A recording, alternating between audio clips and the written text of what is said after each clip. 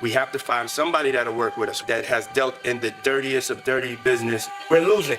Imagine sitting in a luxury penthouse surrounded by millions of dollars, high-priced lawyers, and an empire you spent decades building.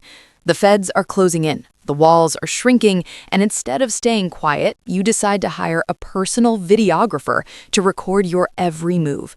You think you're directing a movie about your triumphant comeback, but in reality, you are handing federal investigators a 4K high-definition roadmap straight to your own downfall. For years, the music industry whispered about the dark, twisted reality behind the bad boy empire, but nobody dared to speak out. They were terrified. But the silence has officially been broken. When 50 Cent dropped his highly anticipated Netflix docuseries, The Reckoning, the internet completely lost its mind. But the truth is, what Netflix showed the world was heavily filtered. The real nightmare is what got left on the cutting room floor. And the domino effect of pure panic sweeping through the Hollywood elite right now is something we have never seen before. Yeah, well, everything couldn't make it was 4 episodes. Right. So it was a lot. We had to pick and choose things, like even in like an area where he chooses to date people who he knows previously dated someone. He has a baby by a woman that was dating Tupac. Wow. To add to it, but we had to cut it down so we could. For time. So are you coming out? I know next year is going to be a number 2, season 2. I just put it on YouTube. I just put it on YouTube. But to understand how bad this situation is, we have to look at the vault of secrets currently sitting in 50 Cent's hands.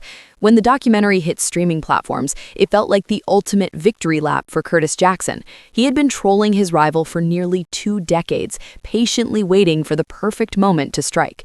But he recently sat down for an interview and dropped a bombshell that sent shivers down the spines of billionaires and A-listers alike.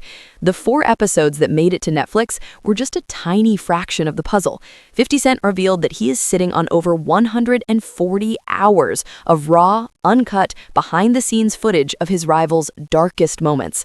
We are talking about secret meetings, paranoid meltdowns, and conversations that were never meant to see the light of day. And because traditional networks have strict rules on what they can and cannot show, 50 casually mentioned his next move. He isn't going to pitch a season 2 to corporate executives. He is planning to dump the unedited tapes straight onto YouTube for the entire world to see. This is the equivalent of holding a thermal detonator over the entire music industry. Every celebrity who ever attended those notorious white parties, every executive who looked the other way, and every silent enabler is currently sweating, knowing that 50 holds the receipts. Recording it. Well, Diddy was recording because he thought he was about to beat the case. So he wanted to do a Netflix documentary. Didn't pay the guy, and then 50 got all 140 hours of footage of secret Diddy tactics. Well, there's a guy named Neil who was mentioned in the court, works right up under Diddy, was organizing everything. Allegedly, they are saying that he is on video, film, tampering with witnesses, giving out addresses, offering money, bribing, we'll pay for your lawyers, all kind of shit that could be counted as witness tampering, obstruction of justice. And 50, of all people, has his hands on this footage. And I'm hearing that this could implicate Diddy's lawyers in some bullshit. They could be charged. This shit is getting wild. And I'm hearing that this 50 Cent documentary is just the fucking tip of the iceberg. This guy in this video said one specific name, and it was Neil, and it automatically made me think of Neil Dominique. But having the footage is one thing. What's actually on those tapes is far more sinister. It turns out this massive federal case isn't just about past actions. It involves real-time manipulation, obstruction, and a desperate scramble to silence people who were finally ready to tell their truth. Just telling us as clear as I don't have any reserve, like the fear that they would actually have towards him. I don't think he's special. You see, when the federal investigations ramped up, a lot of former employees were pulled into grand jury rooms. One of those people was a former private chef known as Jordan, who was ready to take the stand and expose the inner workings of the empire. Grand jury proceedings are supposed to be completely sealed. Nobody is supposed to know who is talking or what is being said. But just 2 weeks after she gave her testimony, she received a highly suspicious text message from a top-tier defense attorney representing her former boss. The text essentially said they knew she was talking to law enforcement and offered to represent her. In the legal world, that is a glaring red flag. It's a terrifying intimidation tactic designed to remind witnesses that they are being watched. But how did the legal team know she was talking? Enter a man named Neil Dominique. Neil was a well-known industry insider, a former manager and a trusted fixer who operated quietly in the shadows. Chef Jordan recently took to the internet to expose him, claiming that Neil was reaching out to old friends, pretending to check on them, acting like a shoulder to cry on. In reality, he was allegedly acting as a double agent, gathering information on who was testifying and feeding it directly back to the defense team. Witnesses were terrified. They felt like nowhere was safe. And the wildest part? The raw footage 50 Cent possesses allegedly shows the mastermind himself sitting in a room, barking orders, handing out money, and coordinating this exact witness manipulation on camera. He was literally filming his own obstruction of justice. And what happened next would shock even the most seasoned legal experts. Everything that we just covered the other day that came out from Diddy's former chef, Jordan, who was going to be a witness testifying against Diddy in the criminal trial. You remember, she just took to her Instagram calling out Neil Dominique, saying that he was basically the one to give Diddy information that she was testifying to the grand jury. She has been claiming for a while. When she testified to this grand jury on April 2nd of 2024, just 2 weeks later, Diddy's attorney would text her saying, "Dear Chef Jordan, this is Aaron Dyer. I'm Sean Combs' attorney. I left you a voicemail last week, but wanted to follow up. I have been told you have been contacted by law enforcement and might want an attorney to represent you." So that man in this video was basically saying that 50 Cent has video footage of Diddy talking to these people and setting this up to go after. If you are facing the fight of your life against the federal government, your defense attorney is your only lifeline. You pay them millions to keep your secrets and build an ironclad wall around you. The golden rule of the justice system is attorney-client privilege. Whatever you tell your lawyer stays in that room. It is sacred. But the sheer arrogance of a man who has never been told no led to the ultimate betrayal. During the height of his legal panic, he hired a personal videographer to document his strategy sessions. He wanted to capture his brilliance as he plotted to beat the case. He sat in rooms with his top lawyer, Mark Agnifilo, discussing highly sensitive defense tactics. But here's the fatal flaw. He never told his lawyer that the camera was rolling, and he never realized that having a third-party videographer in the room completely destroys attorney-client privilege. He essentially waived his own rights on camera. Mark Garagos, another high-profile celebrity attorney, spoke out about this recently, calling it a defense attorney's absolute worst nightmare. Imagine risking your entire career to defend a high-profile client, only to find out they were secretly recording your private conversations to use for a Netflix documentary they thought they were going to sell. It was a massive stab in the back. By recording these meetings, he handed federal prosecutors a silver platter of evidence. They didn't even have to dig for it. He packaged it, filmed it, and practically gift-wrapped his own guilty verdict. Mark Garagos, who is my co-host on Two Angry Men, he's represented Diddy for years, and his daughter is part of the Agnifilo defense team.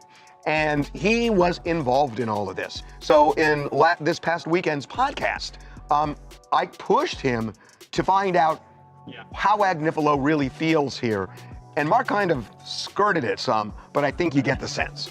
Diddy knew that Mark was being recorded, but Diddy didn't tell Mark. Does Mark feel betrayed by Diddy? I've not talked to Mark about it. What do you think?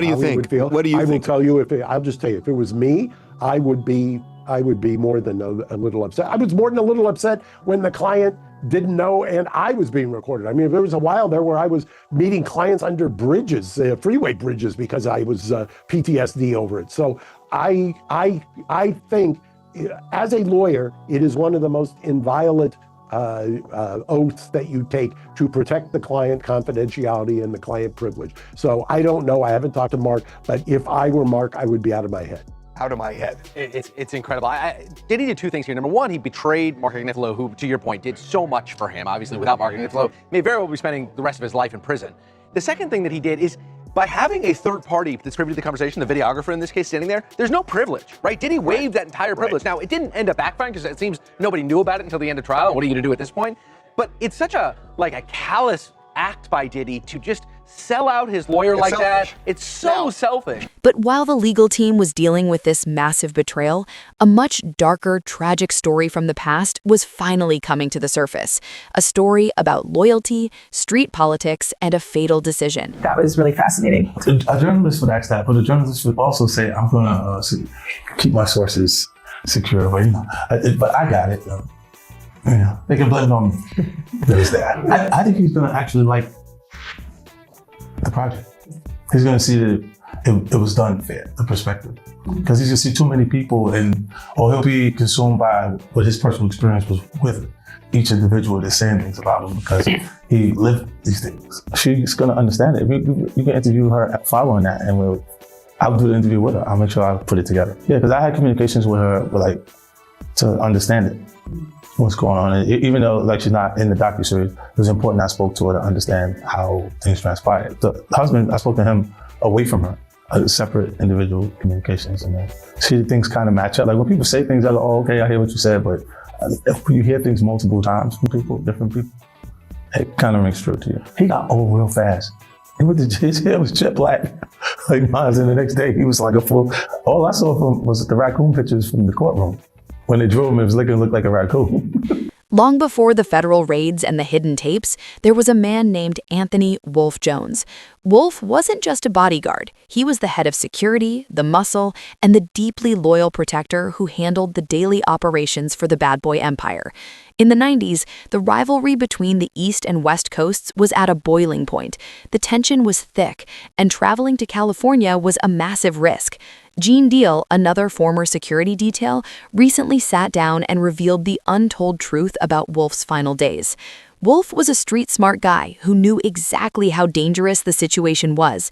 When the team was booked to travel to Los Angeles, Wolf flat-out refused to go.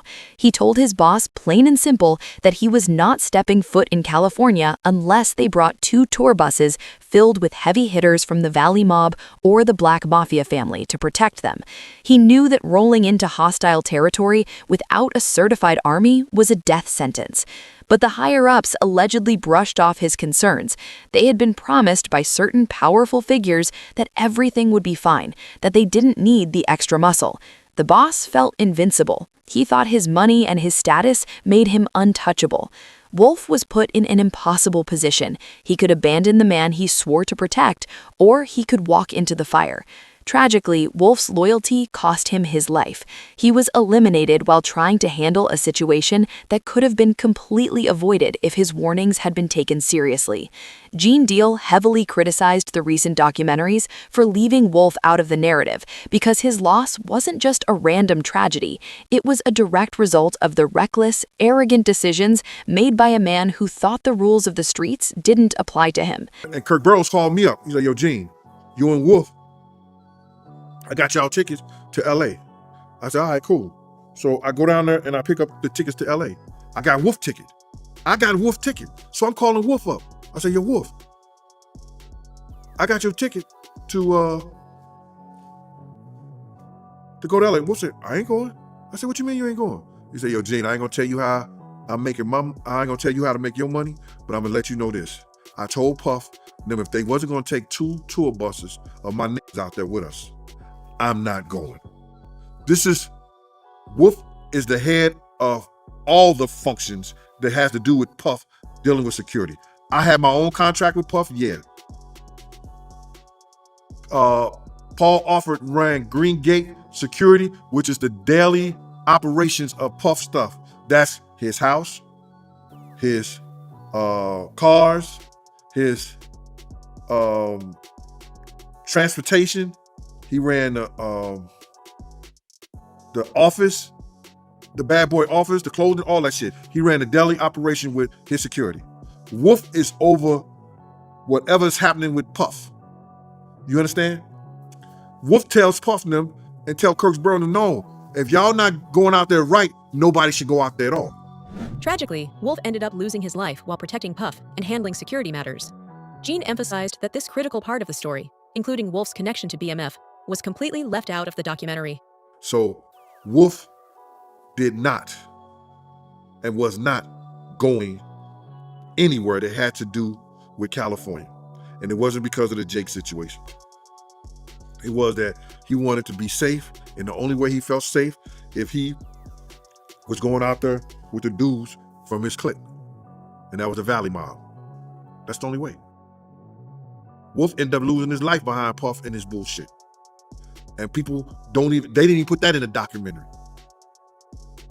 Wolf ended up losing his life behind Puff and his bullshit. And that bullshit was with BMF. That's a big segment in my book that I wrote that whole shit. I wrote a whole big situation in my book regarding that, man. And I know you're doing this. I want to say that right there because I was there the night that Meech had promised Puff, you know what I'm saying? He ain't have to worry about Suge Knight. He ain't have to worry about nobody from this point on. And telling Puff some shit like that made him think that he could talk to Wolf any kind of way. Because if anybody knew, BMF was powerful back then. They had dudes from everywhere. And Meech telling him he ain't have to worry about nobody no more, it made Puff think that he could tell Wolf that he didn't need Wolf no more. And one thing led to the next. And that same reckless disregard for human life didn't just stop at rival crews. It spilled over into his own home, behind closed doors, where the cameras weren't supposed to be rolling. There's a lot of people in this docuseries that wasn't in the previous docs that you saw because they said, no, I'm gonna do that one because 50, that's gonna be the big one. Because I'm not scared of none of that. Like, I think it's just the way I was brought up. I don't really register those things. I've been through way more extreme things than these people. I look at the project. It's just another project to me, and they can look and create reasoning for it. It could be their personal take on why it's the way it is. But if they watch the docuseries itself, they understand it's been done tastefully and it is the best version of a docuseries that you'll see on this. Well, it is a big part of the culture. Like he's a respectable. He made it to a respectable position within culture. Any smart person would pick their fights. And you say, I don't really get anything out of it. It's not my business anyway, so why say something about it? For a long time, Dawn Richard was known as the standout star of the hit group Danity Kane. She spent years working closely within the empire, staying loyal, putting out music, and keeping her head down. But the things she witnessed during that time haunted her for over a decade. Dawn recently took the stand and delivered a horrifying testimony that shattered whatever illusion of glamour was left in that camp. She detailed an incident from 2009 at a Los Angeles mansion that sounded like something out of a horror movie. Dawn explained how she and another artist were downstairs when they heard screaming. Her boss came stomping down the stairs, completely unhinged, demanding to know where his breakfast was. In a blind rage, he grabbed a heavy skillet filled with hot eggs and swung it violently at his girlfriend Cassie. When she dropped to the floor, curling into a fetal position to protect herself, he allegedly proceeded to kick and strike her repeatedly in front of everyone. Dawn was frozen in pure shock. The violence was so sudden and so brutal that nobody dared to intervene. But the psychological torture that followed was even worse. The very next day, he locked Dawn in a recording studio. He looked her dead in the eye and delivered a chilling threat, stating that where he comes from, people who talk end up going missing. And then, in a sick, twisted display of manipulation, he handed her flowers. He wanted her to understand that he held the power of life and death over her career and her physical safety. Dawn also testified to witnessing deeply disturbing group activities, referring to them as a train during a trip to Scotland. The level of trauma inflicted on the women in this circle is staggering, painting a picture of an environment heavily fueled by substances, fear, and absolute control.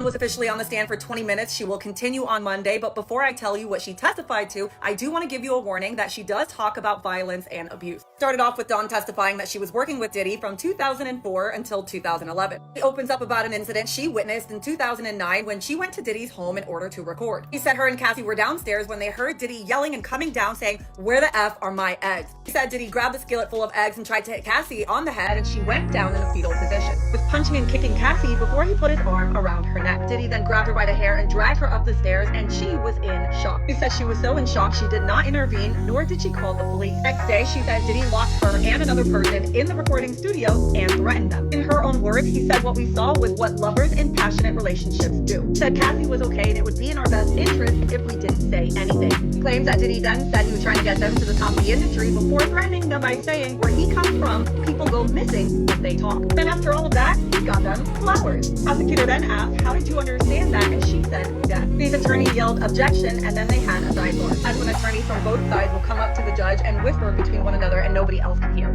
If she witnessed, and she's saying that she witnessed a gangbang, which actually we know it as called a train.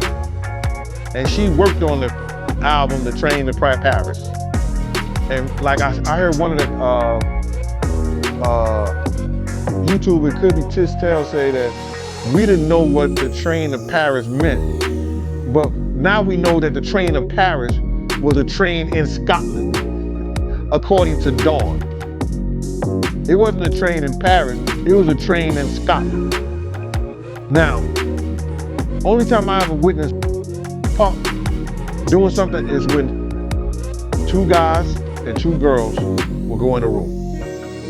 And that was just regular. And however they did it, whatever they did, that was their business.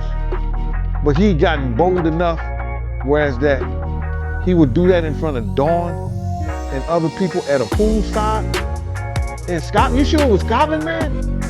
Yeah, that's what she said, man. Scotland, Arizona, but not Scotland, the country. Nah, she talking about the country, man. Wow. I just think that, you know, man, you gotta go back to the drugs and the alcohol, man. The drugs and the alcohol, man. And those things will make you do strange things. And for somebody to,